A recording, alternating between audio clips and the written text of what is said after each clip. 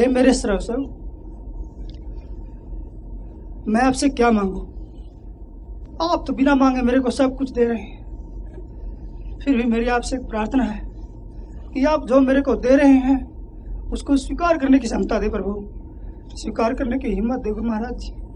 उसका मैं आनंद ले सकूं और मैं अपने जीवन को धन्य कर सकूं। आपको कोटि कोटि प्रणाम गुरुदेव, आपको कोटि कोटि प्रणाम। हाँ, जिस रास्ते में ऊबड़ खाबड़ हो और उस रास्ते में जो पत्थर है उनको निकाल दिया जाए तो धीरे धीरे जमीन जो है वो अपने आप सम हो जाएगी। हमारी जिंदगी में भी यही है, जो बाधाएं हैं वो वही बाधाएं हैं, जो शंकाएं हैं, जो हमारी शंकाएं रहती हैं, सोचते रहते हैं ऐसा क्यों है, ऐसा क्यों है, ये क्या है, वो क्या है। और जब उनको हम निकाल देते हैं तो वो क्षमता कि जो बनाने वाले ने हमको दिया है उसको हम अच्छी तरीके से स्वीकार कर पाए। उसी में सब कुछ है, उसी में हमारा सब कुछ है, उसी में हमारा भला है। तो क्षमता तो सबके पास है। कोई ऐसा व्यक्ति नहीं है जिसके पास वो क्षमता नहीं है कि उस उपहार को वो पूरी तरीके से ग्रहण न कर सके। ऐसा कोई नहीं, ऐसा कोई व्यक्ति नहीं। पर जो बाधाएं रहती हैं इनको निकाल के फेंकना जरूरी है। आपको मालूम है, जो माली होता है घास लगाता है, सुंदर सुंदर घास लगाता है, और उसमें भी ऐसे पौधे पैदा होते हैं जिसकी उसको जरूरत नहीं, तो क्या करता है, मेहनत करके उन चीजों को जो नहीं होनी चाहिए उनको निकाल के बाहर फेंकता है। और जब तक वही करता रहेगा तब तक उस बाग की सुंदरता रहेगी। और जिस दिन वो छोड़ देगा वो करना, तो उस बगीचे का क्या हाल होगा, बगीचे का क्या हाल होगा। जो चीजें वहां नहीं होनी चाहिए वो उगेंगी और जो सुंदरता बाग की थी उसको नष्ट कर देंगी। उसके बाद सारा बंजर हो जाएगा। यही होता है मनुष्य के जीवन में। तो ये जरूरी है कि जो चीज वहां नहीं होनी चाहिए उसको निकाल के और फेंका जाए। जब तक ये करते रहोगे तो क्षमता तो सबके पास। दूसरा, हे श्री गुरु महाराज जी, आप मेरा कोटि कोटि प्रणाम स्वीकार करें। महाराज जी बहुत बहुत धन्यवाद, बहुत बहुत धन्यवाद। मेरे जीवन के हर मोड़ पर, हर कदम पर महाराज जी आप मेरा मार्गदर्शन करें। मैं हमेशा आपका प्यार महसूस करती हूँ। धन्यवाद महाराज। अब मार्गदर्शन तो मैं करा ही रहा हूँ, पर चलना भी पड़ेगा मार्ग पे। कई लोग हैं जो मार्गदर्शन के लिए रह जाते हैं, मेरे को बता देना कहाँ जाना है, पर जाएंगे नहीं। अच्छी बात है, आनंद लो इस ज्ञान का।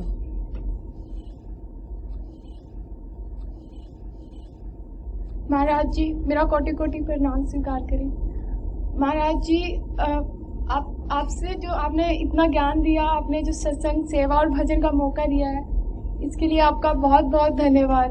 धन्यवाद क्या करूं महाराज जी, कोई शब्द ही नहीं है धन्यवाद करने के लिए।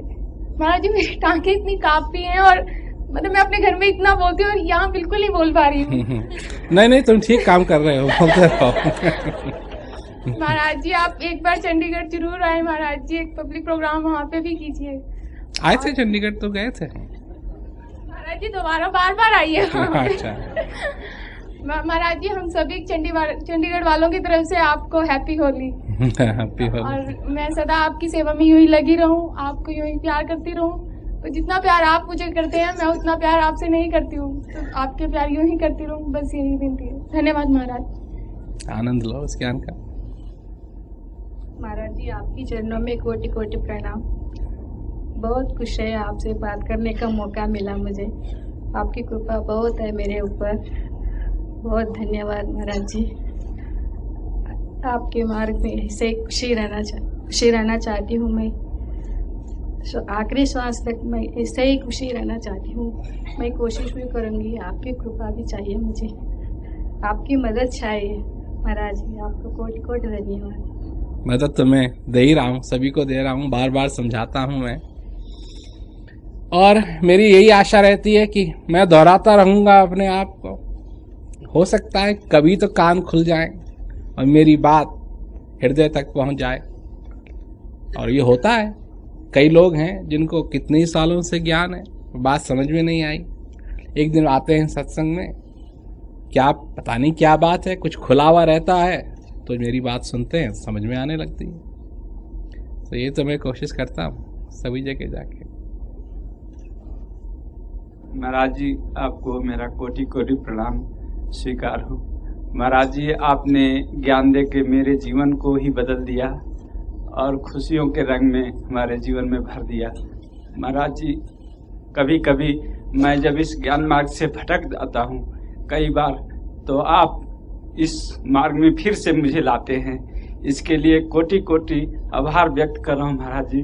मेरे पास कोई शब्द नहीं है कि मैं कुछ कर सकूं। बड़ा महाराज जी। हाँ, मनुष्य की तो हमेशा कोशिश रहनी चाहिए कि वो मार्ग से भटके ना, क्योंकि भटकना बहुत आसान है। भटकने में कुछ नहीं लगता है, भटकने में कुछ नहीं लगता है। यहां देखो, जब ट्रैफिक होता है, गाड़ी कोई चला रहा है, गाड़ी का एक्सीडेंट होने में क्या लगेगा? 1 सेकंड के लिए ड्राइवर अपनी आंख बंद कर ले, भड़क, कुछ ना कुछ हो जाए। परंतु न हो, इसके लिए मेहनत करनी पड़ती है, इसके लिए देखना पड़ता है, इसके लिए सचेत रहना पड़ता है। भटकना नहीं चाहिए। कई लोग हैं जो भटक जाते हैं, और भटक जाते हैं तो फिर ये कहा ना कि रहीमन धागा प्रेम का मत तोड़ो चटकाए, और टूटे से फिर ना मिले, मिले तो गांठ पड़ जाए। ये भी हमने देखा है। परंतु ये भी एक कृपा है कि गुरु महाराज जी आने देते हैं, याद दिलाते हैं, पर न भटकने की जिम्मेवारी मनुष्य की है। न भटकने की जिम्मेवारी मनुष्य की है, क्योंकि तुमको भैंसे के तरह रस्सी से नहीं बांधा हुआ है। तुम स्वतंत्र हो, तुम स्वतंत्र हो। ज्ञान मार्ग स्वतंत्र लोगों के लिए है, अस्वतंत्र लोगों के लिए नहीं है। स्वतंत्र हो तुम। ज्ञान का मकसद ही है स्वतंत्र होना। और जैसे चिड़िया, जो जंगली चिड़िया है, उसको पकड़ नहीं सकते, पर अगर उसको बुलाना है पास में, तो कोई ऐसी चीज रखनी पड़ेगी जिससे वो आकर्षित होकर के आए। उसको हुक्म नहीं दे सकते, उसको हुक्म नहीं दे सकते कि तू ये कर, तू ये कर, तू ये कर। अगर उसको पिंजड़े में बंद कर दोगे तो उसकी जो एक आकर्षण शक्ति है उस चिड़िया की, वो खत्म हो जाएगी। क्योंकि जब वो उड़ती है, जब वो चलती है, जो सुंदरता उसमें है, उसी से मन और उसी से मनुष्य प्रभावित होता है। और उसी को पिंजड़े में अगर बंद कर दोगे तो क्या रह जाएगा? मोर है ना, मोर। मोर कितना सुंदर लगता है, परंतु तब सुंदर लगता है जब वो स्वतंत्र हो। उसको अगर पिंजड़े में बंद कर दोगे तो वो सुंदर नहीं लगेगा। कुछ दिन के बाद तो बहुत ही खराब हाल हो जाएंगे। मनुष्य भी यही है। ज्ञान के मार्ग में मनुष्य को स्वतंत्रता होना चाहिए, और स्वतंत्र तुम हो, इसलिए तुम मार्ग पे चल भी सकते हो और मार्ग से हट भी सकते हो। परंतु ये तुमको ठानना है कि तुम चलना चाहते हो या नहीं चलना चाहते हो। ये तो हमेशा की बात है, हर दिन की बात है। हर दिन जब तुम उठते हो तो ये वायदा कि आज का दिन भी अच्छी तरीके से बीते, ये तुमको अपने से करना चाहिए। कि आज के दिन में तुम भटको ना, ये भी वायदा तुमको करना चाहिए। कि तुम बैठ करके और ज्ञान का अभ्यास करोगे, मेहनत करोगे, ये वादा भी तुमको करना चाहिए। ये सारी चीजें, ये सारी बातें जो आनंद की बातें हैं, हम इन चीजों से अपनी जिंदगी में इतना दूर हट गए हैं, इतना दूर हट गए हैं कि हमको कोशिश करनी पड़ती है कि जो चीज हमारे लिए प्राकृतिक होनी चाहिए थी, उस चीज को ही करने के लिए हमको मेहनत करनी पड़ती है। तो अब जैसे कि अगर आदमी सारी रात नहीं सोया हो तो दिन में उसको सारी नींद आती रहेगी? नहीं, दिन में तो आदमी को जगना चाहिए, परंतु फिर भी क्योंकि सोया नहीं रात भर, तो सारे दिन नींद आती रहेगी। जहां उसको मौका मिलेगा वहीं वो झटका मारता रहेगा। मनुष्य के साथ भी यही हाल है। अगर आराम नहीं किया, उस ज्ञान के सागर में आराम नहीं किया तो जो चीज प्राकृतिक होनी चाहिए वो होगी नहीं। तो ज्ञान के सागर में जाओ। गुरु महाराज जी के लिए कहा है कि वही है। एक नदी का भी उदाहरण दिया है गुरु महाराज जी के लिए, उसमें जाकर के गोता लगाओ और अपना कल्याण करो, और जो चीज जरूरी है उसको याद रखो।